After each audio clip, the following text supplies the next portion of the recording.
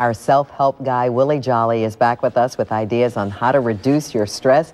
And we say good morning to you. And I want you to know that Willie thought my list was a good way to reduce stress. And I say that too. It is a good way to reduce stress. I use a list. I even have a list in my PDA because I travel a lot. And Andrea, I tell you, I have lists because I don't know if anybody else experiences this issue. Walk in a room and forget why you went in the room. Maybe y'all ain't there yet, but I need lists. I have to write it down. And if I write it down, it relieves the stress and relieves the anxiety of, did I remember everything?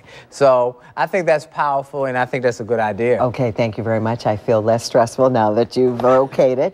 You say one way to reduce stress is to practice random acts of kindness. You know, with all that's going on, people are stressed about the economy, they're stressed about gas prices, they're stressed about being able to pay their bills, they're paying, and what happens is you hear enough of the news that it is a tough time, and you internalize it, and you then start to get overstressed. What I want to encourage people to do, something I've found has been very helpful, and I've talked to a number of people who has been very helpful for them, is to practice random acts of kindness where you will do something that will help somebody else. It takes the focus off of your problems and help somebody else, i.e., I give you an example.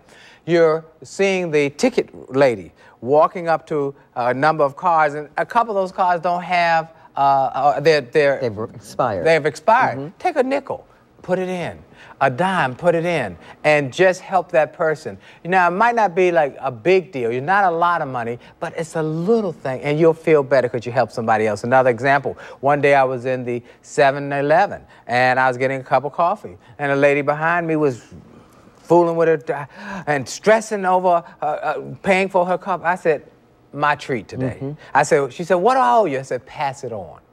You know, little things like that can have an impact because it takes the stress, it takes the focus and the stress from your life and says, I can help somebody else. I'm not quite as bad as I think I am. There's a commercial that was on like that. At first I thought it had to do with some sort of religious affiliation, and it was an insurance company where you drop and pick up and then you do replicate that. You know, we realize that whatever your religious or your faith or that there always is the proponent to encourage people to help others. But I've found that also in just living life and having less stress is help others to do more, be more, achieve more, and live a better life. We'll end on that happy note. Fantastic. Always good to have you here. Always a pleasure.